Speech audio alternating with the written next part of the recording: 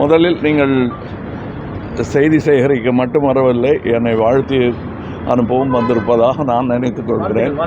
அதற்கு நன்றி. முதலில் உங்கள் வாழ்த்துக்களுடன், மக்களின் வாழ்த்துக்களுடன் அங்கே உறுதிமொழி எடுக்கவும் என் பெயரை பதிவு செய்யவும் சொல்கிறேன். இது எனக்கு கொடுக்கப்பட்டிருக்கும், இந்தியனாக எனக்கு கொடுக்கப்பட்டிருக்கும் மரியாதையும் கடமையும் நான் செய்ய போகிறேன் என்பதை பெருமையோடு தான் சொல்லிக் கொள்கிறேன். வணக்கம். கன்னி பேச்சு எதை மையப்படுத்தி இருக்கு? அது இப்போ சொல்லக்கூடாது, அங்கே தான் பேசணும். சில விஷயங்கள் இங்கே பேசுகிற மாதிரி அங்கே பேசக்கூடாது, அங்கே பேசுகிற மாதிரி இங்கே பேசக்கூடாது.